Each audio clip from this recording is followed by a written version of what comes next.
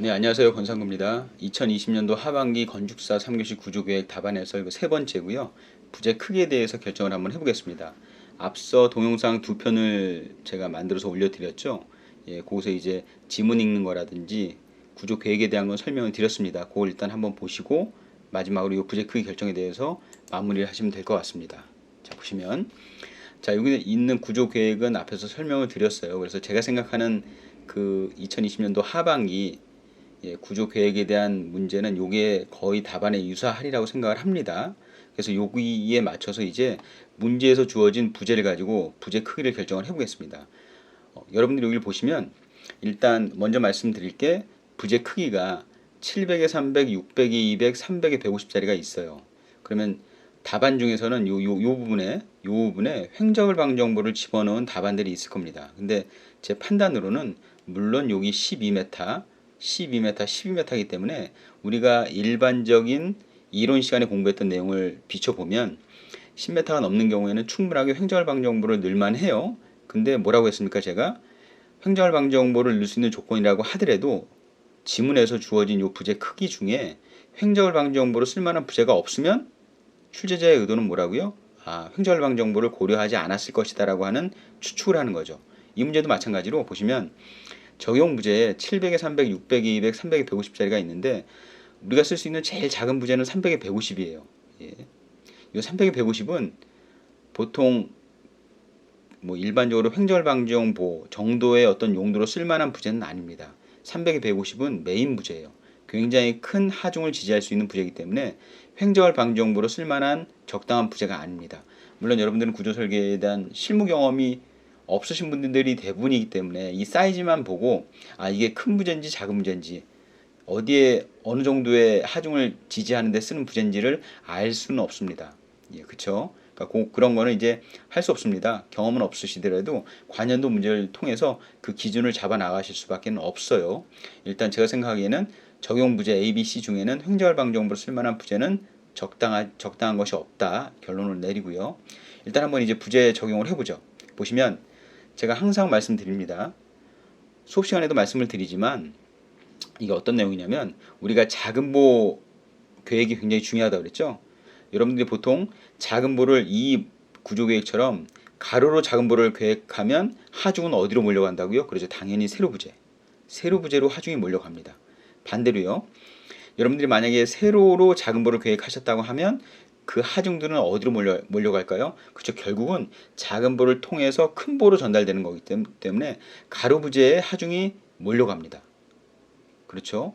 당연히 이 구조 계획 안에서도 작은 부재, 작은 보를 가로로 배치했기 때문에 가로 작은 보보다도 세로 큰 보의 크기가 더 클 것이다. 하중이 더 많이 걸리니까. 그래서 보시면 여기 요 세로 부재, 걷어, 이것도 걷어라고 보시죠. 한 단은 기둥에 연결되어 있지만 한 단은 벽체에 연결되기 때문에 픽스긴 하지만 전단 접합, 모멘트 접합이긴 하지만 어쨌건 이것도 걷어라고 보고요. 걷어. 그래서 걷어는 총 4개인데 이 걷어 4개는 여기서 어떤 거 쓰시면 되겠습니까? 그렇죠. 700에 300을 쓰시면 될 것 같아요. 제가 보기엔 요 부재는 부재 길이는 길지만 양단이 연속이기 때문에 유리하고요. 요 부재는 부재 길이는 짧지만 한 단 연속 한 단 핀이기 때문에 조건에서 좀 불리하고요. 그 다음에 요 부재보다는 요 부재에 하중이 더 많이 들어오죠.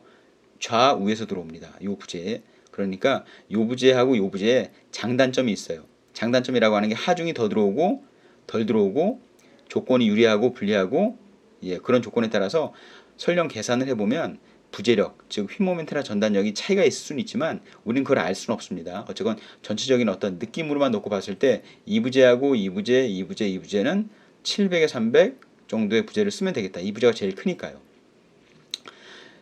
올해 이 문제는 여러분들이 고마워하실 게 뭐냐면 우리가 부재 크기를 결정할 때 적용할 부재의 종류가 많지 않습니다.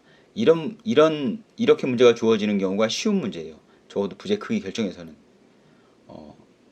출제자가 마음 먹고 문제를 좀 어렵게 내겠다고 마음을 먹으면 간단한 방법이 있습니다. 적용 부재를 굉장히 많이 주면 그만큼 여러분들은 적용 부재를 선택하기가 어렵습니다. 그러니까 거꾸로 고마워하셔야 돼요. 적용 부재가 작다고 하는 거는.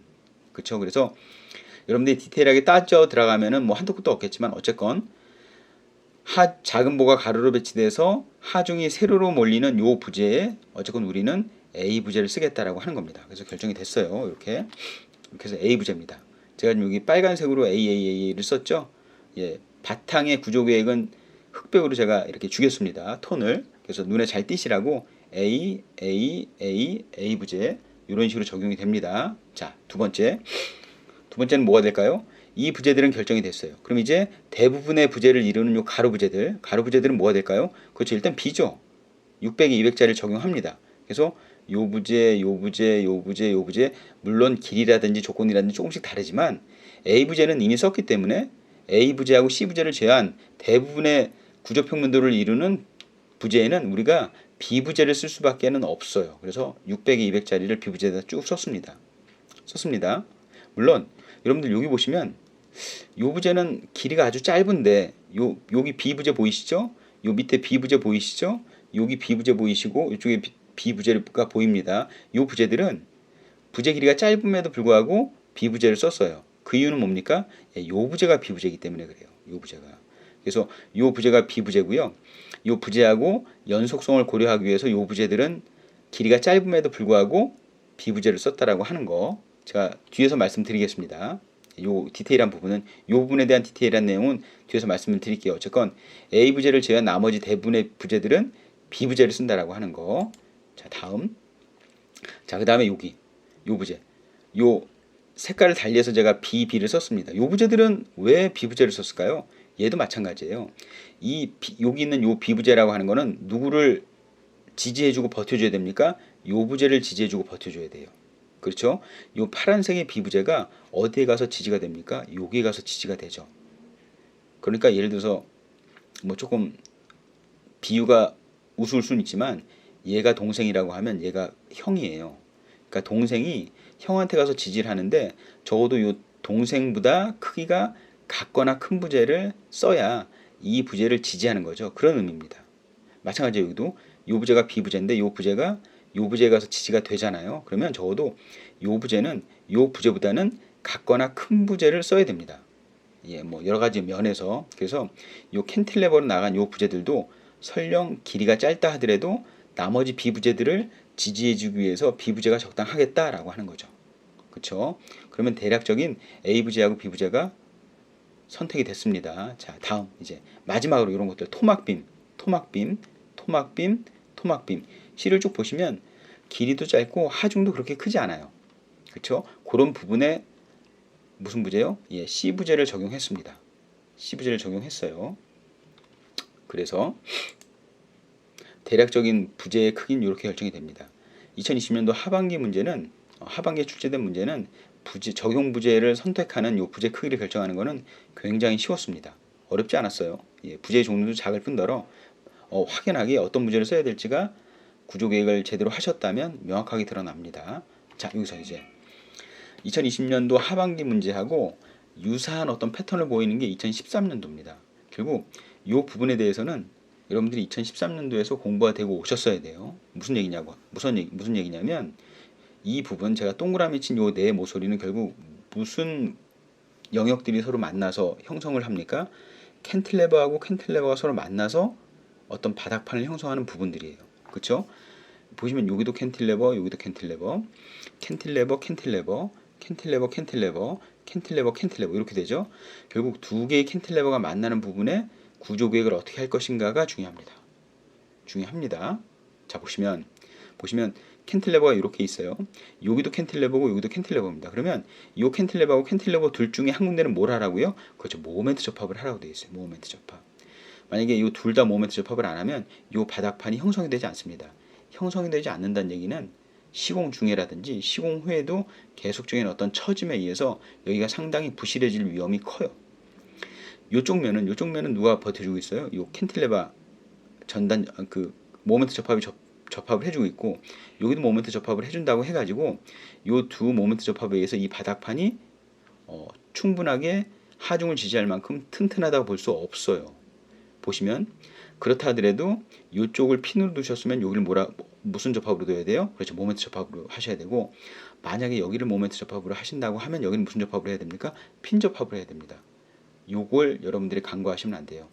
이거는 2013년도에서 13년도 기출문제를 통해서 공부를 하고 오셨어야 되는 내용입니다. 그게 2020년도 하반기 문제에 다시 출제가 된 거예요. 그러니까 여러분들이 관련도 공부를 하실 때 관련도 공부에 대한 어떤 포인트들을 좀 꼼꼼하게 짚고 오셔야 그 후에 이런 유사한 문제들이 나온다고 하더라도 크게 고민 없이 문제를 해결하실 수 있습니다. 아마도 이렇게만 구조개혁을 하신 다음에 여기도 핀접합, 여기도 핀접합으로 놓으신 분들이 상당히 많으실 수 있어요. 그렇죠? 2013년도에 대한 공부가 덜 되셨다면 그런 의미에서 요 부분, 요 부분, 요 부분, 요 부분에 대한 모멘트 접합 처리를 어떻게 하는지에 대한 거는 여러분들이 이 이후에도 또 나올 수 있으니까 한번 공부를 꼼꼼히 해주십사 말씀을 드립니다. 네, 이렇게 해가지고 부재 크기 결정은 간단하게 다른 그 동영상에 비해서 길진 않았지만 이렇게 간단하게 설명을 드렸습니다. 이상으로 동영상 해설을 마치겠습니다. 감사합니다.